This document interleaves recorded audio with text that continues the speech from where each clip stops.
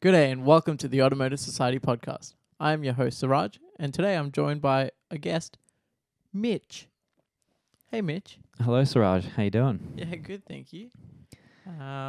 So today's episode is going to be structured much like the last one, where we're going to talk about Mitch and what got him into the automotive world and how it affected his life. To start off with a little introduction for Mitch, you are the president of Macquarie University Automotive Society. That is correct, yes. Yes, you started it all.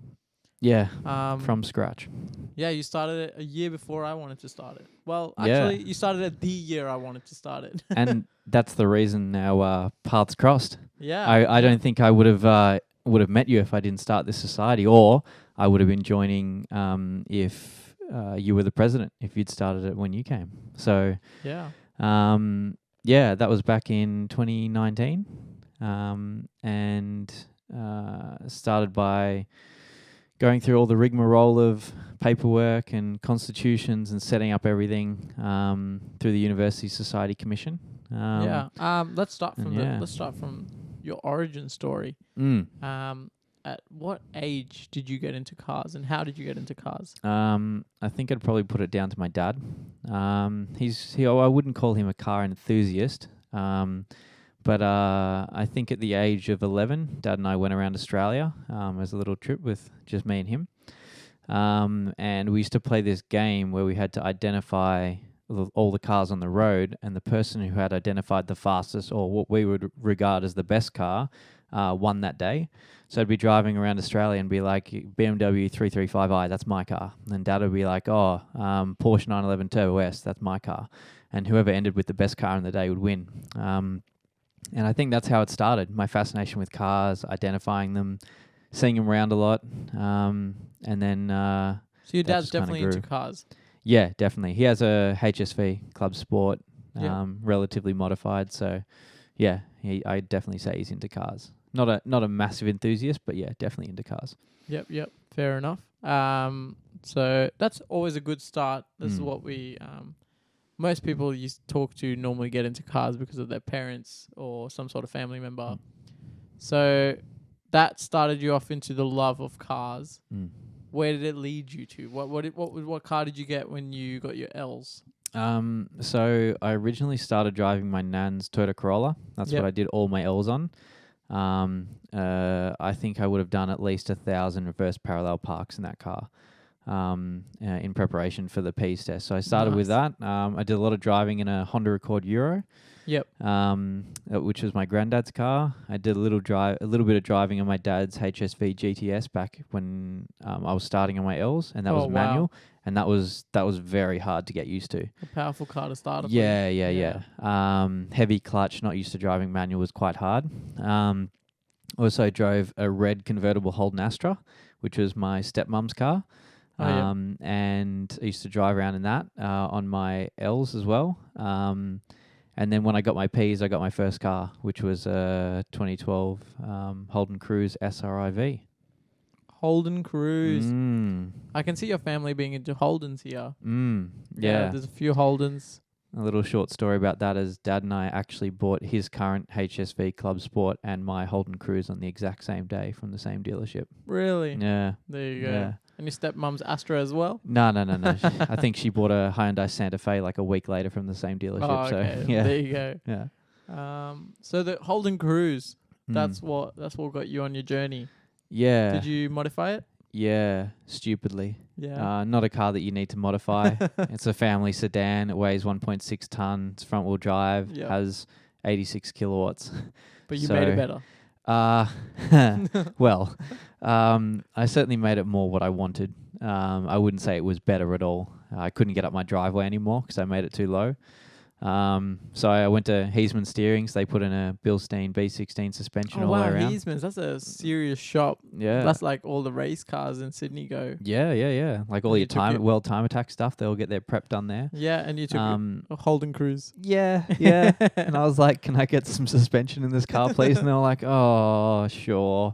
We'll take the money from this, silly kid. So I put some suspension in it. I upgraded the rotors, the calipers, the pads, braided lines, fluid. Got some lightweight Koya wheels with some Toyo R1R tires, which are pretty awesome. And the thing handled like an absolute dream.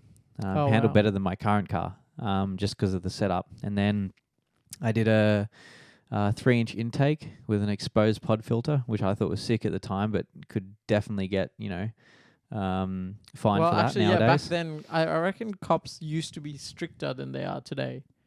I used to definitely get pulled over more as a P-plater than P-platers get pulled over today. Yeah. And back in those days as well, I think the rule was you couldn't actually drive a turbocharged car on your Ps or a supercharged or any forced induction. So back when I had my car, that was the rule. So I was actually driving an illegal car and I didn't realize at the time. And I got pulled over by the cops when I was driving home from the gym with my dad in the car. And we managed to talk our way out of it by saying Dad was teaching me how to drive manual still, but I was on my Ps. So that's how I got out of that one. So the cop picked up that it's not a P-plate? Yeah, because they just scan the rego and it just comes up with an illegal car for a P-plate to be driving. That's crazy. So he said, hurry up and get your exemption. Otherwise, the next time you get pulled over, you're not getting away with it. Yeah. And I was like, Did you end up getting an exemption? Got an exemption. And back then I was going to Sydney Uni and I had to drive from main campus Camperdown to Lidcombe every day pretty much because I'd have classes going between. Jeez. And I would get pulled over 3 times a week along Parramatta Road by cops checking to see if I was driving it legally with an exemption. So you should just have it in my hand pretty much every time coming from uni to the other campus, just like ready to give it to them out the window. Wow. I had an exemption, but I never had to use it, never had to show it to anyone. Yeah. I got picked on big time when I was in that car. Damn, that's crazy. And a Holden Cruise, but still. Holden Cruise, yeah. P-plate prohibited car. There you go, guys. Imagine that now. No way. Slow 1.6 ton. 1.4. 1.4 litre? Yeah, so when they first came out, they were a 1.4 when I bought it, and they went to a massive 1.6 a little bit later on. Oh, what an upgrade. Yeah, and then I had it tuned at Tune House. Wow. So I had a 3-inch straight pipe exhaust, no muffler, no cat, no resonator. Yep. Straight out the back. I'm not going to lie, it actually sounded like okay because it spooled up so quick. Didn't sound like a Holden Cruise at all. Oh, wow. And then, got it tuned at Tune House, and it made 118 wheel kilowatts. That's not too bad. Yeah. That's a big upgrade. From 86 engine kilowatts. Yeah, that's an upgrade. That's an upgrade for sure. Yeah, it was definitely faster. I feel like those are really good mods to do to a first car anyway. Yeah, and I definitely needed the tune after the intake and exhaust. Like the car was riding rough. Yeah. So, yeah. Yeah, I definitely, I think I want to do an episode in the future of affordable cars with the best tuning engines. So like, you'd definitely be hitting up Hondas then. Yeah, You're talking about definitely affordable. Talking about Hondas. I don't know about affordable now, depending which one you want, but I guess certainly compared to the rest of them, it's affordable. Yeah. But but a Holden Cruise, never would have thought of that. Yeah, no one did. Every time I took it somewhere to get modified, they're like, "What is this? Why do you want to change this?" So how come you wanted to get rid of it? What happened? Well, I back when I bought the car, Dad helped me financially quite a lot with it. And then he was using it as a tax write-off for his work as well, because he would drive it occasionally to and from work. And so then we were ready to upgrade to another car, and that's when I bought my Subaru. So we had to sell it then and, put that money towards buying the Subaru. So you've only ever owned 2 cars? Correct, yeah. Driven heaps, only ever owned 2, yeah. That's crazy. Yeah. And how old are you? 27 now. 27. Recently 27, yeah. Second car. Yeah. 27. Yeah. So what Subaru was it? I have a 2016 STI. So one of the slightly newer models. So the facelift from the 2013, I think it was. Yep. And it's been a really, really good car. They're notorious for having issues, but I've, blasted this one on the track heaps and a lot of spirited driving, skid pan, hill climbs, all that sort of stuff, and not a single issue with the car since I've had it. That's crazy. That's so good. Which is really unheard of, but, I'm happy about it. So knowing that you're a mechanical engineering student who's almost about to graduate. 6 months, yeah. Exciting. Yeah. I'm guessing you've done mods to this car. I've kind of gone a completely different way. I used to think of modifying a car as being, power mods, things like that. Yep. This time I've sort of gone all the way towards like the handling mods and also the preventative mods. Less P-plater mods, more adult mods. Yeah. Because it might sound a bit weird, but I think 305 horsepower from a Subaru on a street car is plenty. You really don't need much more when you're just driving on the street. I definitely agree. I think Subarus make great street cars. I do not agree with the same on the track. I think Subarus should stay at stock power and should have more stock-like mods because they need a lot of fixing before they can be fast and powerful. Yep, a lot of money just to make it competitive on the track, which is kind of silly when you have a car that's supposedly rally bred and a good race car. But like they're very different from the Evo in that way. The Evo is more of a track-ready car, whereas a Subaru you have to take a few steps before you can get there. Yeah, I totally agree with that. Even when I first started driving, I noticed that there was understeer issues. I'd be going fast through, I don't know if anyone knows this street, but Livingston Avenue in Pymble, it's a little bit of a windy road. And I used to kind of push it through there, and any time it was wet, you'd notice straight away that the front would like to push. So well, more than understeer, I think I'm talking about more like engine mods wise. Like the engine can only withstand so much. So much boost before someone goes. Like you have the oil pump issues. You got I know it's a classic joke with Subarus about the head gaskets and all that, but it's a stereotype and a classic joke for a reason though, because it does happen to a lot of them. It does happen, but I feel like it only happens to the people that really go for modifying their cars. Agreed. Like if you turn up the boost and do nothing else to it, what do you expect? What are you gonna expect? You're gonna blow a head gasket regardless. It's not the car being unreliable; it's the owner being unreliable. Yeah, and so the many owner's people just chucking random stuff at it and expecting you to take it. Exactly. You get the people and they do like an intake and exhaust and they don't tune it, and you're like, well, I think what I heard was that to meet emissions regulations, Subaru had to make their tune slightly more lean than it used to be in the later model Subarus. Yeah.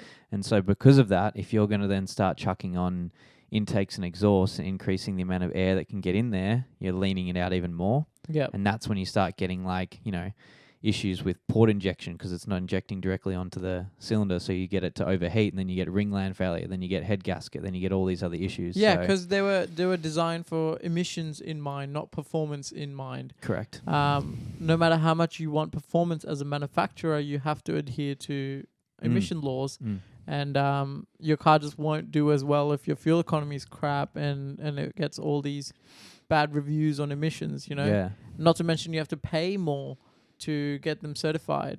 So every time a newer car like yours comes out, anything I guess past 2009, 2010 comes out, has to go through all this emission stuff where as a performance oriented driver, you want to undo some of the emissions and do some of the mods. But to do that, you have to do them properly. Otherwise, you're definitely going to suffer from that. Do them properly and go towards the more performance mods before you start thrashing on the thing or before you turn up the boost.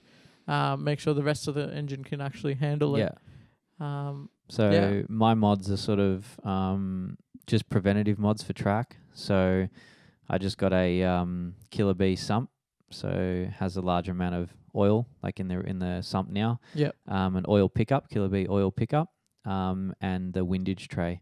This is to prevent oil starvation correct. During cornering. And there's been I was kind of frightened by the amount of stories of oil pickups breaking, and then obviously engine detonation immediately. Stock ones? Yeah, stock ones. Because for some, I think this is what I've heard, that they're brazed. They're not made out of the same piece. So like, because it's brazed, when it heats up too much or whatever, it starts to become weak and it fractures. Yeah. And then once your pickup's gone, like, see you later engine. So and then oil pump as well. So that wasn't a hard job, and it definitely wasn't that expensive.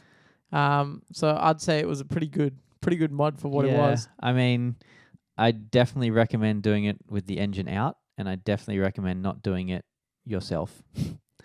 It depends on. It can be really tricky if you're planning on doing that kind of mod at home on jack stands. Like, good luck. That's really hard. It is a bit of a struggle at home, but most Subarus have those weird weird mods that take a while. Like simple things on other cars that take a while on Subarus. Yeah. For example, spark plugs. Yep. Are the notorious ones for it. Yeah. Rocker cover gaskets. Very hard to do. Yeah, exactly. That's why the sump was one of them.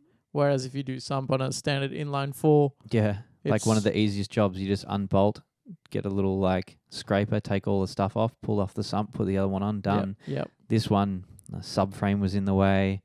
Really tight access with your fingers to get nuts and bolts in from behind the subframe. Engine mounts were in the way. Engine mount, you have to undo engine mounts, transmission mounts, and pull the engine up, like jack it up. It was sketchy and difficult, but can be done. But definitely recommend with like engine out or just, if you have a hoist or someone that has one, definitely use that. It'll make it a lot easier. Yeah, fair enough. Not a DIY friendly. Yeah, mod. Just not that one. Yeah, for sure. That's all right. There's plenty of DIY friendly mods out there. For example, exhaust and stuff. And you've got an exhaust on yours. Yeah, well, I would call it a muffler delete. Is what I'd call it, because that's it was just so I could hear it on the track. Because when you're wearing your helmet, you got your windows up, and you're driving the car, you can't really hear it when it's stock. So I just did a muffler delete so I could actually hear something. And to be honest, it actually sounds really, really good. Compared to a $3,000 NVIDIA exhaust or a muffler delete, they honestly don't sound that different, in my opinion. And I think it sounds pretty good. So I think your car's quite loud, but like a good loud. Yeah. It's not a obnoxious loud. Not obnoxious loud. And it was $250 for the muffler delete. DIY done in 30 minutes. $250 compared to like $1,200. Yeah. That's so good. That's $1,200 usually for a cat back. If you're doing a turbo back, it's more and a lot more effort. So yeah, exactly. Yeah. No, fair enough. That's good to know. Yeah. So coming back to this automotive society that you started at uni, you've been at uni a lot. Too long, yeah. But you were at uni for a long time before you started this automotive society. Sorry. Yeah. What made you start it all of a sudden? I just noticed that there wasn't any sort of automotive society associated with Macquarie Uni. No, I totally agree with that. Yeah, I thought about it before I went to Macquarie Uni. I was like, I do really want to go to Macquarie Uni because it's the closest to my house. Mm-hmm. It'll be the easiest for me. My girlfriend goes there. So I was like, it'll just make life easier. But out of all the unis in Sydney and even Newcastle and Wollongong and all those, they all have a automotive society where they do Formula SAE racing or Formula Ford, or like they have the solar power cars that they build from scratch.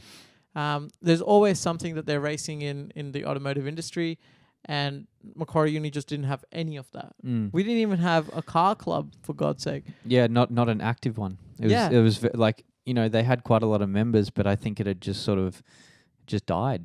And so not many people were doing any events. There was no track days organised. There was very, very few car meets. I just thought that was an option for us to do. But that's not to say that there aren't car people at Macquarie University. Oh, no, not at all, yeah. Plenty of car people in uni just... tapped into a reservoir of it, for sure.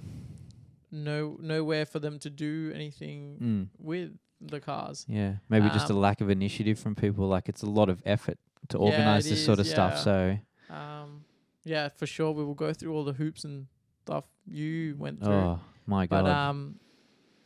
But I do remember this one time that Macquarie University had one car club, and they were called Macquarie Tunerversity. Oh, did you ever hear about this? I like the name. No, I haven't. No, I didn't I went hear to about it. there was a meet at like Dural Bunnings this one time. I remember going. Yeah. I took my FDR-X7. Oh God. And I rocked up, and I think they had like 10 of them, and I rocked up in my car, and the 10 of them were just staring at me. They had most of them were 86s. There was a few Imprezas. There was one Supra NA, and they were all like, "Hey, you would have blown their minds with an FD." My goodness. I didn't even go to the uni at that time. Yeah, that just was rocked up. That was a year before I started uni. But yeah, that was so good to meet people from the uni. I was like, oh, this is good. So it's good to know that there's car people there. It would be a lot better if I just started an automotive society, and then we can get all these car people together in one place with all their cool cars. Yeah. And do fun stuff with. And a great way to meet some like really awesome people. 100%. Oh my goodness! I Like, think I've made such good friends through this society. We say this all the time, but even during lockdown, where you and I started live streaming and getting people yeah, on board, yeah. And my massive melon on camera. Yeah, but it really helped. Like, it was so fun, especially in lockdown when a lot of people were just lonely. They were sitting by themselves in isolation. We couldn't go out, do anything. And then suddenly you go online, you go on our Discord, or you go on Twitch, and you Yeah. can see like us interacting playing, with people. and then suddenly 50, 60 people would rock up and then play games with you. Yeah. People you have never spoken to before. Like Assetto Corsa, mate. Yeah. Like we had Yeah, 15 people rock up to a custom Shotoko Revival project meet on Assetto Corsa. that we randomly set up one day. There was not really much of a plan, really. We just one day went, well, let's do a car meet online, virtual one. Yeah. Shout out to Nicholas Gross, who organised all the stuff on Assetto for us. That was very, very handy. Yeah, very handy. And getting all these people together and then talking to them, and that was a fun night for sure. Yeah. Wreckfest. Wreckfest went off. We had like 15 people on our dedicated MQAS server. Yeah. And we were just totaling people and laughing, having the time. So, just events like that you wouldn't expect, and live streaming that I've never even thought of doing and was now doing. And it was so much fun meeting those people as well. Good. And I'm glad we got into that. But obviously, outside of that, we do a lot of real events. Real meetups now that we can. Meetups. We do track days. Yep. Car meets, cruises. Just general hangs. University-oriented stuff as well with the go-karts. Yeah. And U-Bar, yep. So social meets as well as every our now and then we'd book a table out to U-Bar and just... definitely need to do that again. We had a lot of people rock up to that. It was good fun. Get everyone together, get their drink on. And now that everyone's a year older and they're not fresh 18, they've probably had a few more beers. They know what to do now, so it's good. It's always good. If you're thinking of coming to Macquarie University or already are going to Macquarie University, hit us up, join our Facebook page, which is Macquarie University Automotive Society. Yep. Or MQAS for short. So we have the page, we have the group, we have the Instagram. Yes. We just need to get a website. Yep. And some merch. Most of our content has been pretty dead on the Facebook and the Instagram as such because, there's not much going on with COVID happening everywhere. Mostly personal content, so stuff that we do on our own cars and things like that for the time being. A few meets when we have organised them, we post up photos, but just because of COVID recently as well. Just had to delay a couple things. So COVID has really slowed everything down, hasn't it? Big time. Although this is a secret plan, we're planning to do some sort of track day in February, March. Yeah, 1st of Feb. 1st of Feb. 1st of Feb. Is this booked in? This is the thing is it's like a BYO car to a Wakefield organised track day. It's not personally organised by us because the last time we tried to do that, it was a lot of effort, got cancelled from COVID issues, and it'd be really hard to redo again. We'll definitely give it another go later, but it's just a BYO car day for Wakefield Park Track Day. And we'll just get a bunch of MQAS people down there, and then if you want to come join, meet some people, come racing for the first time, get some pointers, then we'll be down there. We'll be there. Even if I don't bring my own car, I will definitely be towing someone's car down with the car trailer. And back, maybe. Yeah. So we'll definitely be there. It'll be good fun. So, Automotive Society. What did you have to do to get it started? So they have a societies commission at uni. And to become affiliated, you have to have like a set of executives ranging from like treasurer to president to vice president to secretary to executive officer to media manager, all this sort of stuff. Yep. You have to go to a meeting with the University Society Commission. Yep. Fill out a constitution, write up your current financial situation, set up a bank account with with Westpac. What do you mean current financial situation? As in, like, you have to say like how how much money the society currently has, if it's been running prior to and wanting to get affiliated or straight up getting affiliated. So some societies run outside of university and have their own merch and all that sort of stuff. But if you want to get funding from the university, you have to be affiliated. So some societies have money outside and then they come and become affiliated. So so we have societies at uni that are not affiliated. They can't get funding, currently funded by like individuals. The MQ Car Club itself was not an affiliated society with uni. Right. Which is also why they sometimes struggle. Yep. So to get there is quite difficult. But yeah, did all that, had a meeting with all my executives at that time that I'd selected that showed some interest. Managed to get it over the line. Did some presentations at uni in front of all the engineering students, which I think is the first time you'd actually seen me and heard of me doing the society. So they had it's during O Week, have 350 students rock up to this big auditorium. So it's basically every engineering student for that current cohort running. Starting uni that year. Yeah. Comes together in one big hallway. Yeah. Gets familiarized with the whole processes, unit conveners, just managers, directors, everyone who you need to know in uni to be in engineering. And societies as well. So they did like a big orientation with icebreakers. So I got to meet every sort of engineer, I was a mechatronics major, then we had civil majors, software, electrical, mechanical, all that sort of stuff. Yeah, all get together and just talk. Even though we'd probably never see each other again, it was just more to get to know each other and see why you're doing engineering, what got you guys interested, kind of thing. So that was really, really fun. And then when societies got introduced, we had a few. And I remember you were one of the last ones. Yeah, I made sure that was the case. Yeah. Wanted to leave with the impact of being the last one. And it was so funny watching you come in.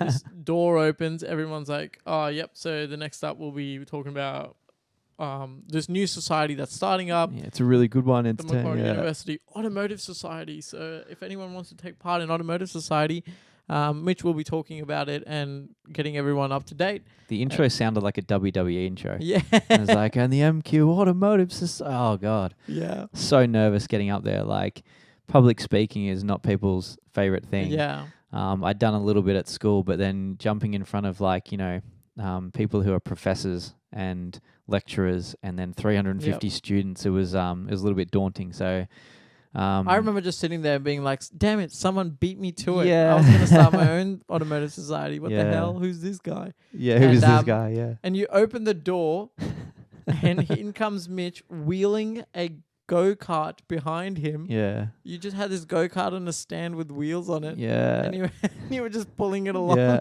And I hit the wheel on the door coming in. Everyone looked and what was that noise? And this is the Automotive Society. Yeah. Oh, and that slowly made his way to the front of the crowd. Ran over a few people's hands on the ground and stuff when they were sitting.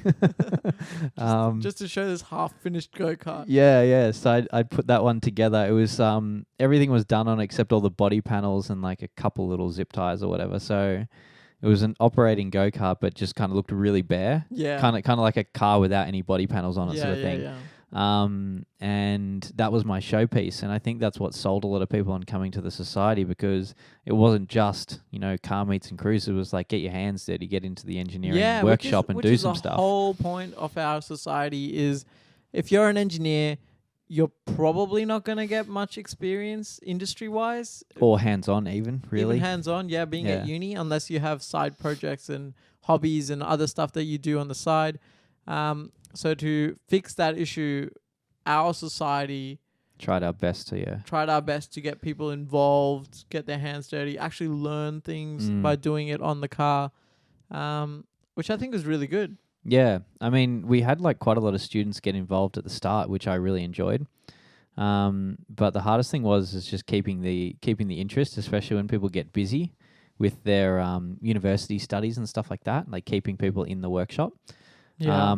But it went really, really well. We actually, the team that I have now, which includes Siraj and a few other people, we actually managed to completely rebuild and refurbish ourselves a go-kart that one of our lovely MQAS members donated to us.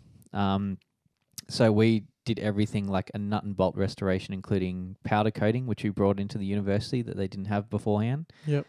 So we stripped, sandblasted, powder coated everything, basically made it all brand new, rebuilt the engine, which wasn't done by us in-house, but could definitely be something we do in the future. Yep. And then now have it running on the track, and we've used it, which is That was, phenomenal. That was an entire year ago from today, basically. An entire year ago, yeah. When we finished that kart. For O-Week, yeah. And we were like, oh, that's only one kart. We have another, three chassis? 3 chassis, yeah. Yeah, another 3 chassis to go. And we were like, yep, we'll finish all of these. We'll do all this and that. But then... no workshop. Well, I think it was we had the first semester where most of our time was spent just setting up the society in general, because we'd only just started. There was so much logistical stuff to go, funding. And I hadn't done much with the social media side of it, which Siraj has done heaps now, but I hadn't done any just because I was more focused just on the students and that sort of stuff. And so we didn't really have a Facebook presence. We didn't have an Instagram presence. It was hard to reach out to people to get them to sign up for the society. Not a huge amount of active members, but more now. So that was it was really hard that first year. O-Week really helped. We had a stall at O-Week last year, and we will probably do it again this year. Yep. Just a little store where you can come say hi to us, sign up, and sit in the go-kart. Sit in the go-kart. Yeah, we have all our work on display. We had an electric bike. We had the go-kart. Yeah. Now we have 2 electric bikes, a go-kart that's running properly and everything. So. And from what I know, we're doing a build video on this electric bike. Yep. So we will be showing you guys how to make an electric bike yourself if you really want it.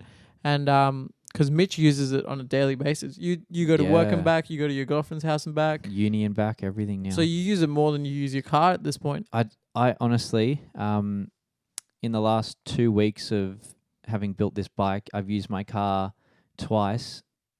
I'll say 3 times now because I actually drove here. Yeah.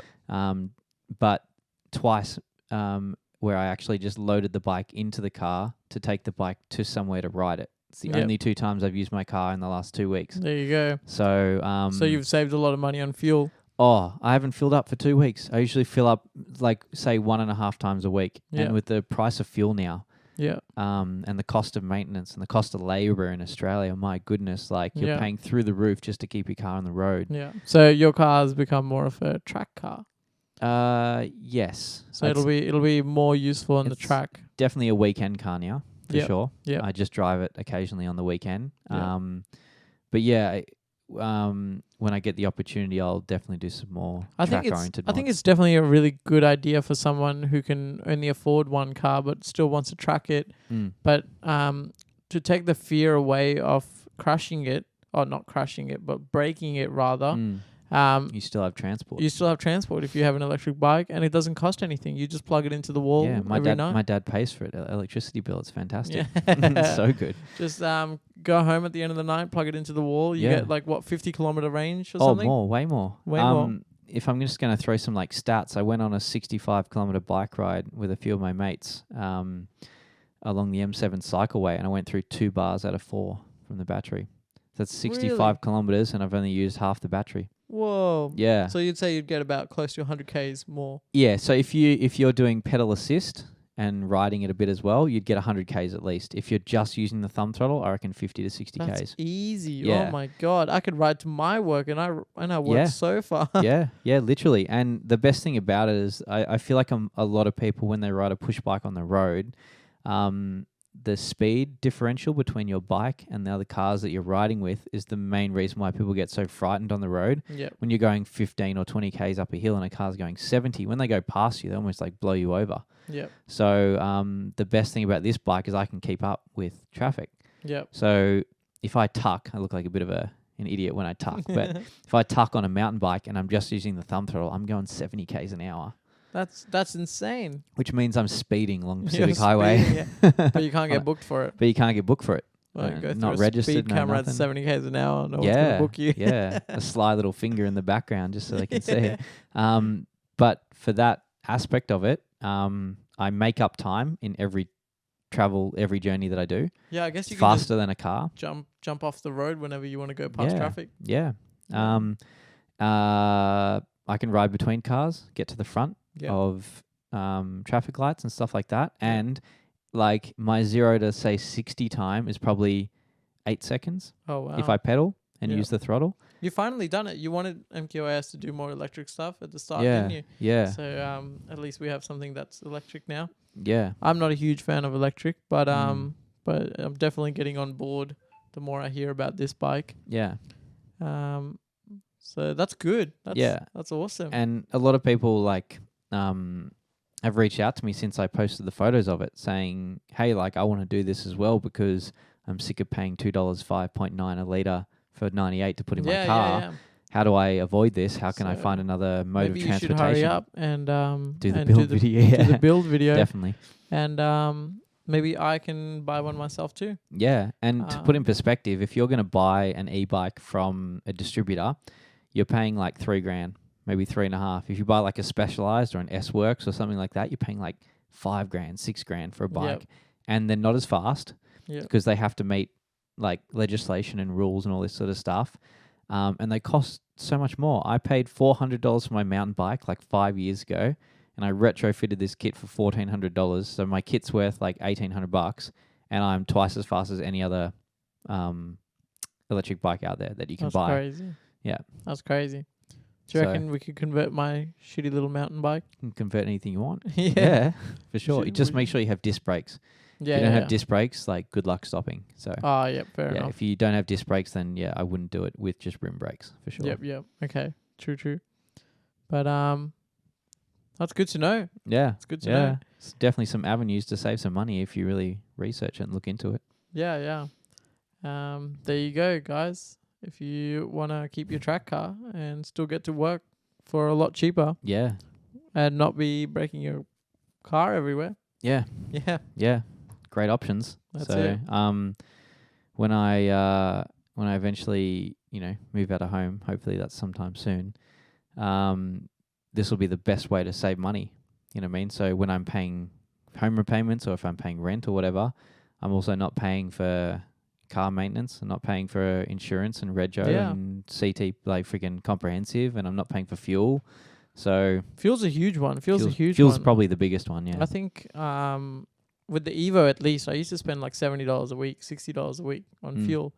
Now I drive my little MX-5 and I think I spend $40 a week on fuel, maybe $30. So it's not much, but it's still quite a bit. My STI is 50 litres and it's $2 a litre. So I'm paying $100 a tank. That's crazy. So it adds up, especially when you only get like 350, 400 out of a tank. Yep. So it's a lot. But yeah, Mitch, anything else you want to tell us? Any crazy stories you've got? There's some crazy stories. Probably not podcast. Probably couldn't tell a few of them on the podcast. Automotive stories. Well, just as an FYI to everyone, we originally recorded this podcast where we had some issues with some audio, so we're doing it again. But one of the stories I remember bringing up on the last podcast was I was hanging out with some friends from Snow Foam. So another reason why getting into cars is such a great thing is now I know the owner of Snow Foam Australia, which is KC. Yeah, he's one of our sponsors. One of our sponsors for the society. So he's a great bloke. And there was the, I think it's called Gumball or Bull Rush Rally. Bull Rush Rally? Bull Rush Rally in Australia, where you get all these supercars, hypercars coming down from Queensland or whatever, down the entire East Coast, and they just visit like racetracks as they go and do some activities and track days and things like that. And as part of their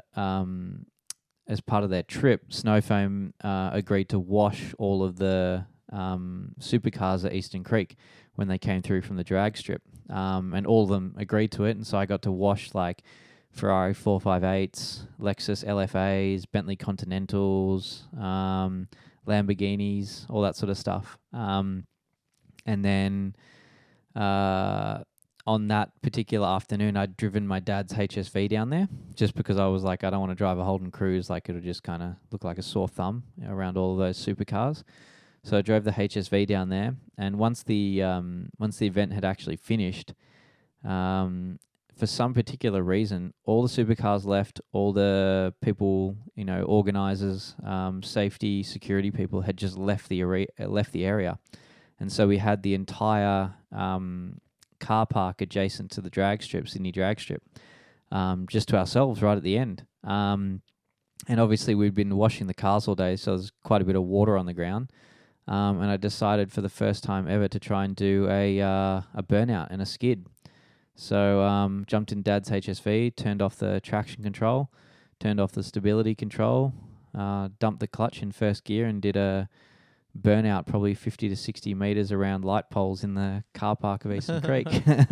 Hopefully someone from Eastern Creek isn't listening to this and can bring up footage, because they probably have some sort of CCTV there. It's probably a long time ago now. Long time ago now. But yes, that was probably a little bit of me misbehaving in cars for the first time. First little story. Almost crashing your dad's HSV. Yes, into one of the light poles, which is probably one of the most frightening experiences of a car, because it's not so much the car being damaged I'm scared about, it's my dad damaging me when he finds out his car's damaged. Yeah, 100%. So that's the scary thing. God, what else? Probably driving the STI through Old Pacific Highway at night. Yep. Can be a little bit sketchy when it's wet. So a couple times driving through there, I've understeered sort of into the oncoming lane and a few things like that. So got to be real careful, but nothing too serious. I'm not too crazy on the roads. Yeah, I'd say you're a pretty responsible driver compared to a lot of people we've relatively met. Like, I certainly go over the speed limit occasionally. Only in Mexico. But in Mexico. Yeah, Only in Mexico. Yeah, in Queensland. Yeah. Yeah. Same thing. Same thing. But yeah, other than that, just pretty cruisy, just relax. Yeah. And now that I have my bike, when I drive my STI, I don't know. I just feel way more relaxed, I don't feel like I have to get something out of it, More of a hoon on an electric bike than a... Oh, yeah. Dude, it's so much more. Like, I don't have indicators. I'm weaving in and out of lanes. Riding next to people, like, looking at them, going 65, just, like, staring in their window, and they're wondering why I'm not pedaling and keeping up with their car. So, yeah, stuff like that now for sure. Damn, I can't wait for electric motorbikes. That'd be so fun. I'm actually planning with Tommy Williams, who's he's the vice president of MQAS at the moment, planning on building like a proper fast e-bike. So I've got like a 2 kilowatt motor.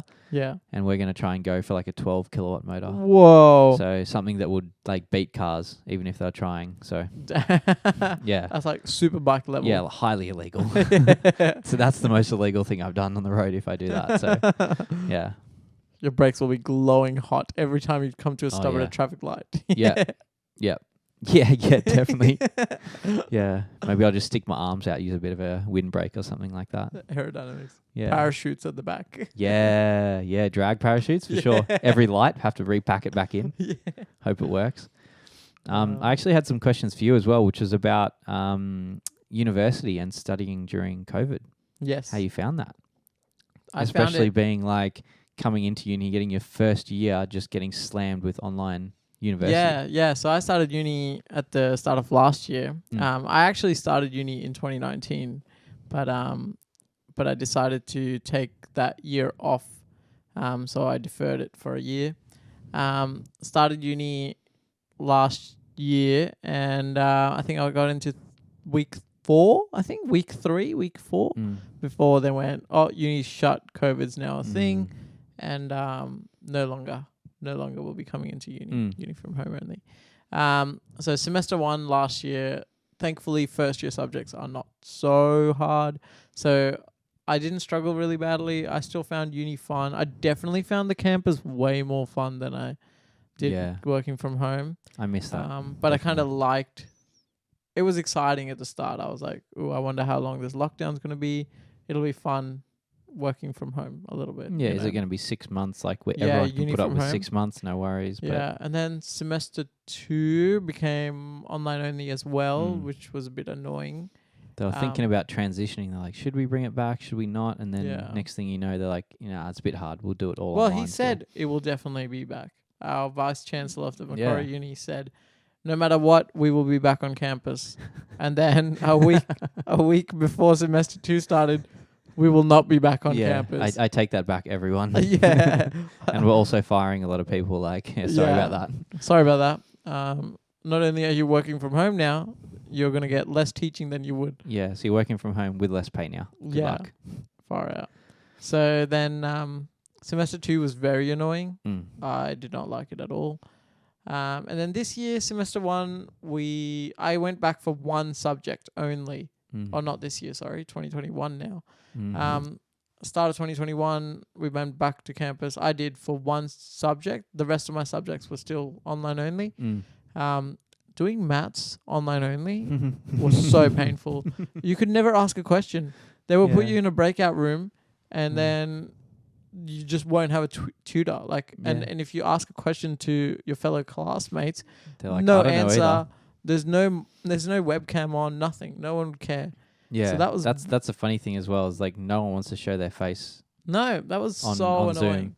Yeah, that was super annoying. It's like you have friends that you only know the sound of their voice. Yeah, and it's not really the sound of their voice. I don't think I made any friends through that. None of them talked. They were always on mute. It was so annoying. But anyway, I studied Japanese, and that was the only class I had on campus, and I'm glad. Learning a new language from scratch. I'm so glad I got to go to the campus. I had the body language of the tutor. It was a private class. Obviously, there's not definitely that many need that in language. I think more than there's anything. Definitely not that many people learning a new language at uni. So it was quite intimate little class, and I got to know everyone in the class. So I made lots of friends there, which was really good for me. How's your anime experience now? Anime experience is very fun. Well, kind of annoying. Sometimes it feels like I'm studying. Oh, yeah, true. Yeah. Because sometimes I'm trying to listen to some words and be like, oh, I don't 100% know what that means. And then I'd rewind it, pause it, listen to it again, and then search it up on the dictionary and just be like, what was that word again? So it can be fun and not fun at the same time. And you can't really read the subtitles because sometimes you'd hear the sentence and you'll be like, wait, that's not what he said. What they're saying. Yeah. Obviously, the subtitles job is to go into natural English. But some things in Japanese you just can't translate. Yeah, there's natural. a meaning behind it that's not a word in English for sure. Yeah, like it doesn't 100% translate over. So that's a bit off-putting. But anyway, yeah, that was good. Then semester 2, 2021 was utter pain. Yeah. Pure pain. Because Like it was online only. Not only that, we had full second lockdown. year subjects, full lockdown. We had full lockdown. You couldn't go out for anything. Like we weren't allowed to get out of the house unless it was for groceries once a day. Even like you couldn't and even one person in the family. Yeah, so one person in the family can go out and once per day. And for me, I live with my partner, so she's the one who normally goes and gets the groceries because it's on the way home from her work. So you don't even leave home. So I never left home. I think for like that 2-3 months we were in lockdown, I didn't leave the house at all, which was super annoying. And then I had no motivation to do uni because I had also started a new job and working from home in the new job. And doing MQAS stuff as well. And doing like you had a MQAS lot of stuff on your plate. Yeah. It was, I don't know. Uni was definitely the least of my priorities because it wasn't motivating enough at all. And what do you reckon you got out of those subjects? Nothing? Like I don't think I learned. The learning experience I don't think I was crap. learned anywhere near as much as I would have if I was on campus. I did physics, maths, and one of my spine units. The spine units, which is Eng 2000, which the whole point of the subject is for you to go and build on campus, build something with your hands. Yeah, build on campus something like a project, and we were meant to build a robot that collected tennis balls and deposited them in a collection box. Obviously, we didn't build a robot, so I spent an entire semester writing reports on how this robot would have been like, and what it would have done, and how it would have done it. But never actually doing it. Yeah. So, and I think that's one of the issues with doing engineering and not doing like something to do with TAFE is that hands-on experience is what you lack. Yeah. And so like, you learn how to do all the report stuff and it's about collaboratively working with a team. And especially for your spine unit for 2000, it's about writing reports and documenting it and identifying people's like workloads and what they contributed and things like that. But when you're doing it on a fake project, basically. When you're not actually building it, it feels like there's no point. Well, the annoying thing was, for the first 5 weeks, they just let us along, till the mid-semester break, they let us along and being like, maybe we might go back on campus depending on the COVID situation, and then you might actually build it. So just do all the parts procurement and all that stuff beforehand in case we need to go back and you need to build it. And then after the mid-semester break, they were just straight up like, no, we're not actually going back. You're never actually building this robot. All this work you've done this whole semester means nothing. And then they go, now write a reflection on your experience in the unit. Yeah. And you're like, no. Oh, that wasn't even the worst part of it. The worst part of it was we had to still write a testing document. Yeah, How am I a meant to testing test- document. How am I meant to test something that doesn't exist? So I had to write imaginary numbers into my testing document, like I tested the robot to do this. Yeah. And I used my multimeter and got 7 volts. oh no, I didn't even go that far. I was like, this is stupid. I'm not gonna pretend. Yeah. So my testing doc was just what I would have tested, how I would have tested it, why I would have tested it, and that was it. I didn't actually include any fake results. Some of the groups did fake results. I was like, that's a bit of a waste of time. Yeah. I think you and the lecturer knows this doesn't exist. And it would never work that well. Yeah. So I think the big part of engineering, as someone who has hands-on experience, like I was a mechanic before I started engineering, and as a mechanic, I can 100% guarantee you, a lot of engineers will come up to you and say, that's easy. I will build it for you. I can build this. I can build that. I got all the theory. And they'll put the theory down on a piece of paper. But when it comes to actually building it, it will never function because they don't have real life. Like they don't take into account other factors. Yeah, I can definitely put that in perspective. And that's exactly what happens when students start doing CAD work, right? Yeah. And they make impossible angles on the cuts for a CNC machine, right? Yeah. And so a CNC machine has limitations based on like its bit size and like how wide the angle is, the arc and the way it traces and things like that. So these kids are building these amazing contraptions, and then they go to send in like their markup drawing of it so it can be translated into G code to be done on the CNC. And the CNC just says, like, get stuffed. I can't cut this at like a 30-degree angle, then 55 the opposite direction, then 12 this way. Like, it's just impossible to do. Yeah. And then you expect these kids to then go into like a workplace and design something based on that experience. Like they need to know, and then it's just definitely you can't design stuff as a mechanic like that. We've my industry sort of hates engineers, and I can totally understand why. When you're working on a car, for example, the Mercedes ML series in the olden days. I like the 63. Oh yes, the new ones are really good. But let's say mid 2000s, like 2010 maybe, you will go to do the battery and you'll find out that the battery's under the driver's seat. And you're like, that's a bit of a pain for a 5 minute. This 5 minute job has just turned into like 30 minutes. Yeah. You take the driver's seat off and you realize there is no cutout in the carpet for the battery tray. So apparently Mercedes and its engineers thought that the battery will last the life of the car. I don't know if they mean that the battery's really good or the car's really shit. Or people won't forget to turn lights off in their car by accident. Yeah, right? Like people won't make a mistake driving this car at all. Never leave a light on. Like, this battery will stay pristine for the rest of its life. Like, come on. Like, do you expect your car to only last 6 months, a year? What do you... The guy thinking that's probably had a dead battery in a Mercedes. And go, it won't happen again though. Yeah. So the only way to do it is to actually physically cut the carpet out of the car. The floor carpet, you have to cut a square out of the car, replace the battery, which takes ages because it's not meant to be replaced. You replace the battery, and then you just sort of pat the carpet back down and put a floor mat over it, and get you're a like 3M tape and go. And you call it a day. Yeah. And that's what Mercedes dealerships do. Yeah. That's just one example of an engineering marvel where I'm like, what were you thinking? Yeah. Yeah. Why were you thinking what you were thinking? Obviously, this person's never worked on a car before, doesn't actually know what a function of a battery is, just needed to engineer some space into where it can fit and went, and it obviously didn't pass quality control. Or for some reason, Mercedes weren't thinking right for this one model. Yeah. I'm pretty sure they changed it after a while. That was a very short run. Yeah. But And do you think as well that most manufacturers of vehicles nowadays want to increase the labor time on doing jobs so they can get more money? No, I don't think it's labor time. I think they want to make it more complicated for the average mechanic.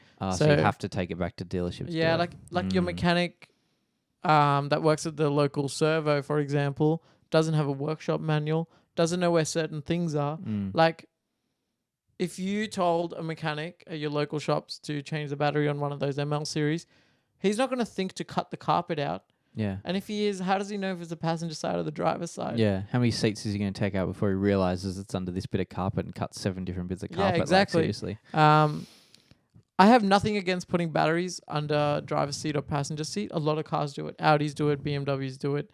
Mercedes does it. Jeep does it. Heaps of cars do it. But why not make it accessible? Why make it so you have to actually cut a part of your interior out, which shouldn't be cut? You should never have to cut your carpet. Doesn't make sense. Other things are, obviously, Audis are very tightly packed. They use a lot of special tools. But they will put simple things in places where it takes 4 hours of labor time to take something apart to get to this one little thing. I know that Lamborghini engines, the old Countach and stuff like that, they had their timing chain against the firewall. So the engine was obviously mid-engine. Yeah. So you'd have to take the engine out to get to the timing chain rather than having the timing chain at the front of the engine. That's actually not the worst bit. The worst bit Lamborghini did was on the Diablos. So I used to work at a workshop that did Lamborghinis. At the Diablo, I'm pretty sure it was a Diablo. It was a long time ago. But the oil filter's actually stuck against the firewall. So you have to take the engine out to do the oil filter. So every year on a service, your engine has to come out, basically. Yeah. Or the engine mounts have to be undone. Your gearbox mount has to be undone. And the likelihood of something when rebolting it going back in wrong. Yeah, and it has to be moved back in. So, yeah, a lot of engineers do a lot of things dumb. Maybe it was a later time. Maybe it was a Gallardo. I'm not 100% sure now because I think it was an Audi engine and they just mounted it the other way. And then went, oh, crap. We have to take it out now for a filter. Yeah, and they did that every year. So your service, that would cost you a lot of money. Maybe $1,000 normally, which is nothing for a Lamborghini world. Would cost you like 30 grand. Yeah. Yeah. Which is still not a lot for a Lamborghini. Nah, that's a lot. Yeah, still a lot, yeah. That's a big chunk. But yeah. You notice the difference when you have like race teams and they have cars that are custom built for stuff. Yeah. But they make sure that, everything's one bolt away. Everything is one bolt away. It's all accessible. They go, how do you change a clutch? Bang. An hour later, clutch has already changed with gearbox back in. You obviously don't get that on road cars. So those are obviously smarter engineers that have actually worked on the car. Well, I think it's also engineers working with their mechanics. You know what I mean? It's not just the engineer designing the whole thing and then doing it himself. Yeah, it's like them going, how do you want it? What's the easiest way to do this? Exactly. I can design it. You just tell me how to make it accessible for you. A bit of collaboration between them rather than just an engineer coming up with the whole thing and mechanic going, wow, I'm going to suffer now because of this. Which is where I go back to the point where having this automotive society really helps because we actually work on cars a lot and we invite our student members to come and work on the car with us. Even if it's just basic stuff. Yeah, oil 100%. changes, We filters, always encourage intake air it. filters, You should always know about your car regardless. If you have an interest in cars, just at least know the basics of how to service a car or how it should work. You don't have to do it every year. Not everyone has time. And I don't mean to throw my friend under the bus, but I got a friend by the name of Cassie, and Cassie, she didn't realize that she had to put air in her tires. She thought that was the mechanic's job. And understandably, like you'd think when you take your car to a mechanic that, a lot of stuff would get done during a service, but unfortunately putting air in your tire is not really one of their jobs. Well, it's meant to be. It's meant to be. Yeah. But I doubt it. I doubt it happens that often. And so she was driving around at one point on 18 PSI, 17 PSI, 12 and 8 on her 4 tires. Yeah. And 8 PSI is like friggin' off-roading 4-wheel drive tire pressures. You Yeah. know, like that's like flat so you can crawl over rocks, not so you can go 110 on. That's where you need like freeways. a strong sidewall. Yeah, exactly. And so little things like that, like even if it's as simple as checking air pressures in your tire, if you've never done it before and you don't know what you're doing, you rock up to the servo and there's this air pump and you're like, how does this actually work? Like stuff like that, we can just tell you, you know what I mean? Or show you. And then you know, even if it's just very basic maintenance like that. Yeah. And that's like safety as well. You know, if you're driving around on 8 PSI, you have your diff over rotating and things like that. Like it's crazy. So. And if you definitely need help, it's always good to come talk to someone about it. I'm a qualified mechanic, so I can always help. Mitch, Ethan, Max, all the other executives have worked on cars more than enough to glorified enthusiasts, I think, to be labeled as, to point you in the right direction at least and tell you what to do and what not to do. Especially on cars that we actually own. So if you're looking for like a little bit of Subaru advice or something like that, I can help you out with some basic stuff, but I wouldn't be able to help you out on a K-Series Honda motor or something like that. But yeah. 2 of our executives own Toyota 86s, which is a very popular car. One's turbo as well. One's turbo, So next level. Which will be at the track day as well. Will be. Yeah, super exciting. What kind of cars do you reckon we'll have at the track day then? I think it'll be an ND MX-5. Not the Spirit R this though. Nah, not this time. Because it's going up in price. You don't want to take a $200,000 car on the track anymore. It's fun to see RX-7s on track though. It is fun. There'll be an STI. Yep. There'll be maybe another MX-5, your one. Or maybe my MX-5 or my Evo 8. Evo 8. There'll definitely be a turbocharged 86. There'll definitely be a naturally aspirated 86 with some gorgeous looking TE37s on it now. Yep. There'll most likely be a bagged Audi A4. Really? Yeah. So Chris Perwa, he's been keen for these track days for a while now, and he's got I saw it the other day. He has Porsche Cayenne 6-pot brakes on his Audi A4. Oh wow! With like a pretty awesome setup. So and on bags, so it looks phenomenal. What else do we have out there? Sure, there'll be a few other cars coming out. Sounds like fun cars though. Good mix. Yeah. We always have. We normally get a Lotus, a full track car Lotus. Exige S. Yeah, the supercharged one. Yep. We also, the last track day we did at London, we also had an Audi S3. We had a Honda, which was Max's old one, the Integra Type R. Yep. We had a Veloster Turbo. Yep. Which is no more, unfortunately. No. And a few other cars. So there's plenty of people that come out with their dailies as well. So heaps of options for people. Fair enough. If you want to know more about us or ask us a question or talk to us, you can go on our Facebook, on our Instagram. We are called MQ Automotive Society on Instagram. Yep. Macquarie University Automotive Society on Facebook. And then obviously, if you want to follow the podcast, it's the Automotive Society _ on Instagram. Give us a follow. Ask us any questions if you ever like. And if you want to be featured on the podcast and want to share your car stories, please let us know. And on that note, thank you very much for Mitch. Yeah, thanks for having me. Appreciate it. We've just hit over the 1 hour mark, so I think I'm going to cap it. And we're going to get Mitch back on another episode in the future. Easy. Thanks for having me, mate. Appreciate it. Lots more fun stories to be told by Mitch, so we'll hopefully by then as well. We'll savor them. Stories. Yeah.